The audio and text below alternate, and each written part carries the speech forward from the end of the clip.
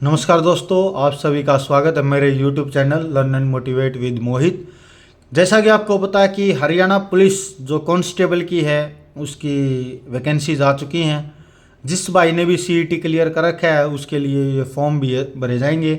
हम आपको पूरी डिटेल बताने वाले हैं इस क्लास में कि क्या क्या चीज़ होंगी, कैसे क्या हुआ। तो शुरू करते हैं। सबसे पहले आपको देखना है कि ये हमने जो ऑफिशियल ऑर्डर है हरियाणा HSSC का, हरियाणा स्टाफ सिलेक्शन कमीशन का, वो हमने यहाँ पे बता रखा है। जो एडवर्टाइजमेंट है वो CET फेज 2 कांस्टेबल के एग्जाम के लिए, जिसमें मेल फीमेल और GRP दोनों के लिए, तीनों के लिए है।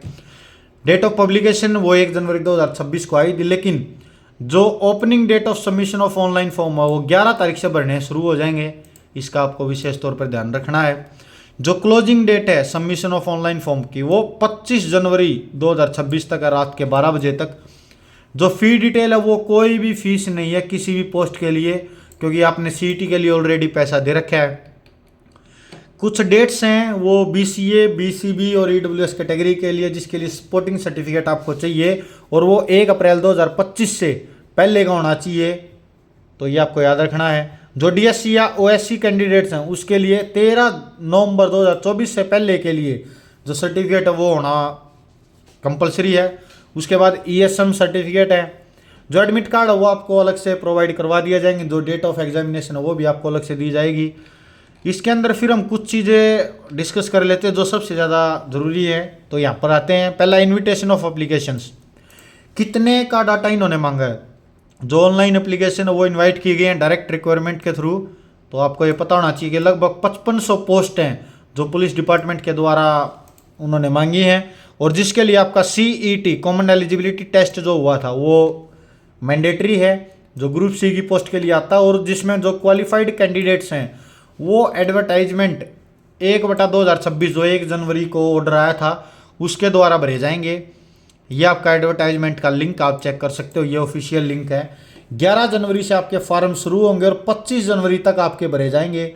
तो बहुत ज़्यादा भीड़ रह सकती है भाई, साइट बहुत ज़्यादा बिजी रह सकती है। तो अपना फॉर्म जल्द से जल्द भरें, प्रॉपर अपने सभी डॉक्यूमेंट्स तैयार रखें और तैयारी पे जुट जाएं भाई। तो 25 जनवरी तक रात के 12 बजे तक आप ये फॉर्म भर सकते हैं।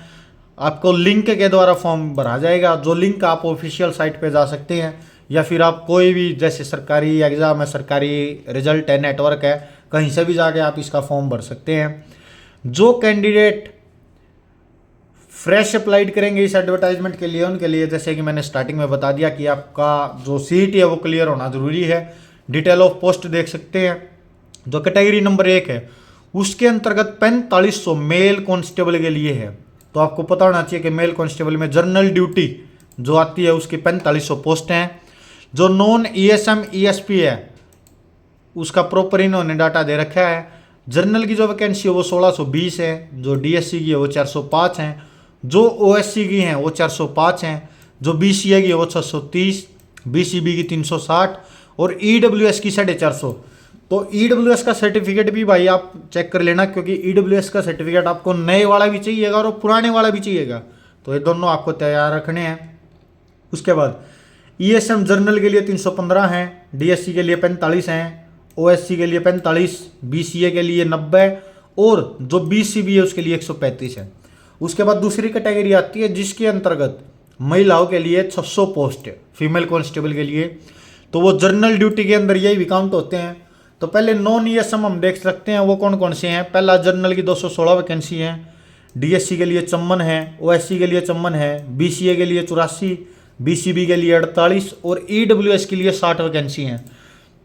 तो डायरेक्टली आप देख सकते हैं कि जो मेल कांस्टेबल में जर्नल के लिए सिर्फ 1620 हैं। यहाँ पे आप देख सकते हैं महिलाओं के लिए जर्नल के लिए सिर्फ 216 हैं। तो आप ये प्रॉपर उसके हिसाब से आप क्राइटेरिया ले सकते हैं कि लगभग 5 से 8 गुना बच्चे यहाँ पर कम से कम बुलाए जाएंगे, क्योंकि फिजिकल भी होना है आपका और एग्ज़ाम भी होना है। उसके बाद जो फीमेल कांस्टेबल है ESM में जो जर्नल के लिए वैकेंसी है वो 42, DSC के लिए 6, OSC के लिए 6, BCA के लिए 12 और BCB के लिए 18। यहाँ पर EWS का कोई भी क्राइटेरिया नहीं है।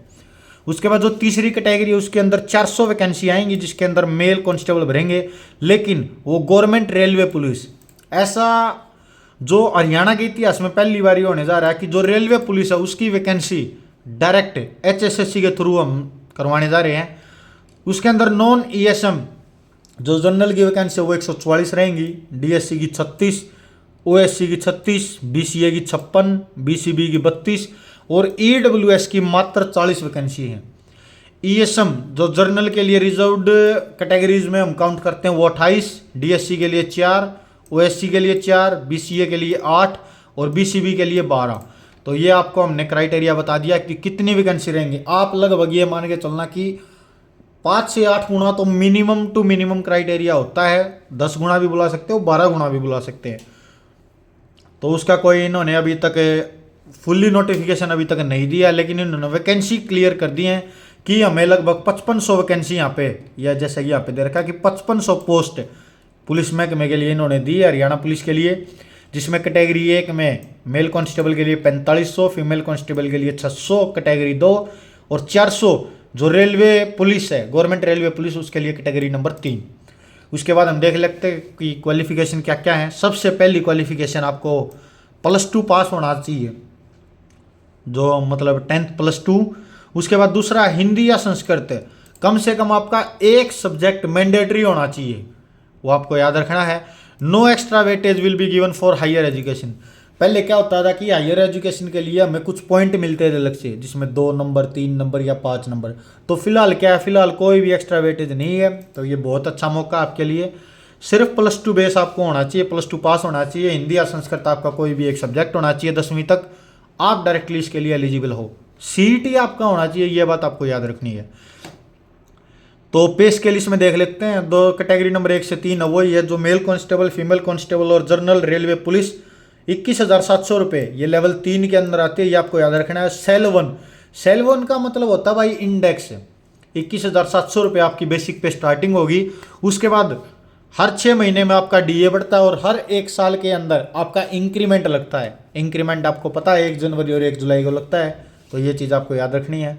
उसके बाद जो चैप्टर नंबर 4 में दे रखा है, 18 से 25 साल तक आपकी उम्र होनी चाहिए, आप CET क्वालिफाइड होने चाहिए, और आपका जो डाटा है ये 18 से 25 साल का, वो 1 जनवरी 2026 से माना जाएगा, तो आप काउंट कर सकते हैं।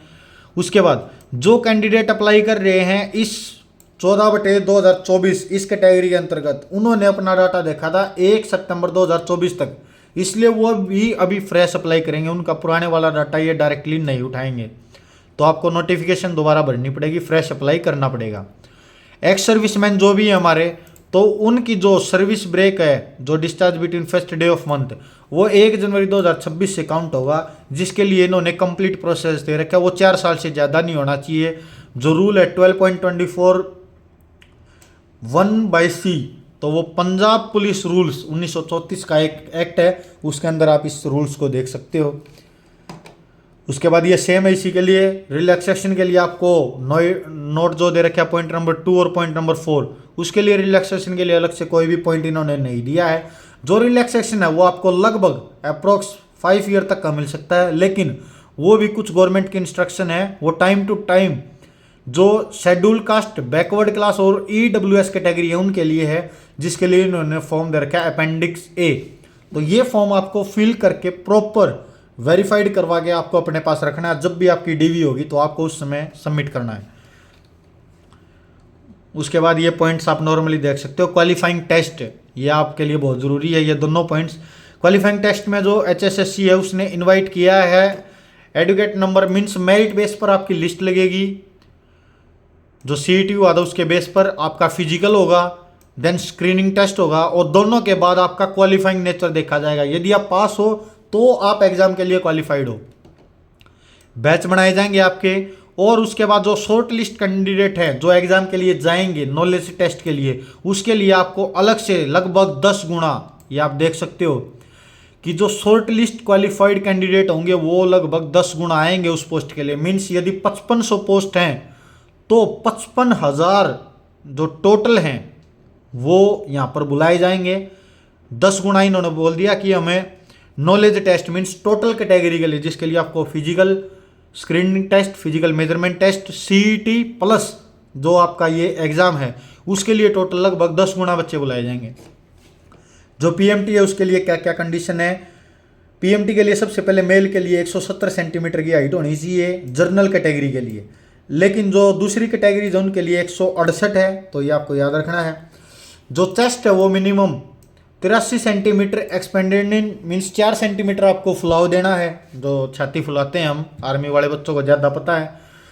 उसके लिए 83 सेंटीमीटर का एक्सपेंडेशन होना चाहिए, और जो 168 सेंटीमीटर की हाइट है उसके लिए 81 सेंटीमीटर का है, लेकिन जो छाती फुलाने का काम हो वो लगभग 4-4 सेंटीमीटर का ही है भाई दोनों में। फीमेल के लिए जनरल कैटेगरी के लिए 158 सेंटीमीटर और अदर कैटेगरी के लिए 156 सेंटीमीटर है, जो उनका नहीं होता ये। उसके बाद जो फिजिकल मेजरमेंट टेस्ट है वो क्वालिफाइंग नेचर के हिसाब से ही होगा, सिर्फ आपको पास या फेल का बताया जाएगा। उसके बाद ये नॉर्मल आप पॉइंट्स देख सकते हैं। उसके बाद जो सबसे इंपॉर्टेंट है वो फिजिकल स्क्रीनिंग टेस्ट जो पीएसटी होता है, वो इसमें बता रखा है कि जो मेल के लिए वो 2.5 किलोमीटर फिजिकल होनी चाहिए 12 मिनट के अंदर, ये आपको याद रखना बहुत ध्यान से। फीमेल के लिए 1 किलोमीटर है सिर्फ 6 मिनट के, और जो एक्स सर्विसमैन है उसके लिए भी 1 किलोमीटर है 5 मिनट में।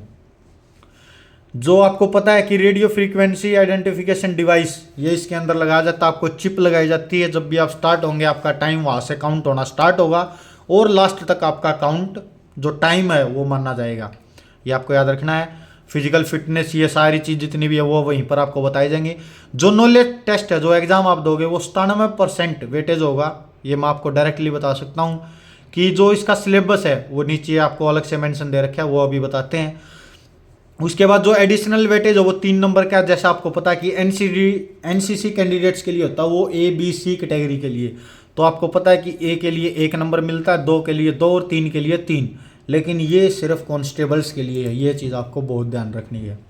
उसके बाद जो एनसीसी सर्टिफिकेट है वो डायरेक्टर जनरल के द्वारा इश्यू होना चाहिए, जिसमें क्लियरली मेंशन होना चाहिए कि आपका ग्रेड कौन सा है, आपका ग्रेड ए है, बी है या सी है।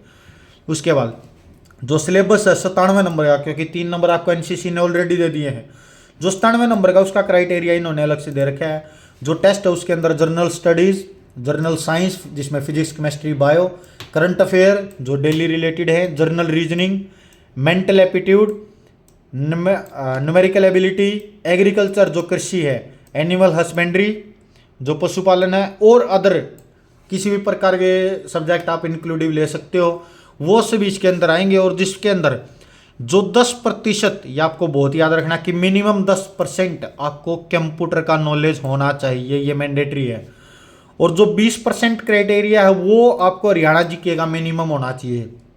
और ये आपको पता है कि +2 के लिए आप +2 पास हो तो आप एलिजिबल हो इसके लिए।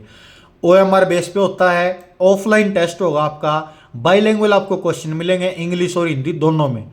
जो OMR सीट है वो 0.97 नंबर का 1% होगा, उसी के हिसाब से आपकी नंबरिंग होगी। और ये चीज़ आपको पता ही होगी कि नेगेटिव मार्किंग इसके अंदर बिल्कुल भी नहीं होती है, ये आपको याद रखना है। रिजर्वेशन के लिए हमने आपको अलग से बता दिया है कि रिजर्वेशन जनरल कैटेगरी के लिए कुछ भी नहीं है, लेकिन EWS के लिए है, जिसमें बेनिफिट किस किस का है, DSC का, OSC का, BCA जो नॉन क्रीमी लेयर है, BCB जो नॉन क्रीमी लेयर है, ये आपको दोनों को सेमी पॉइंट्स हैं। EWS का, ESM कैंडिडेट का और एक्स सर्विसमैन का, तो ये सभी इसके अंतर्गत आते हैं।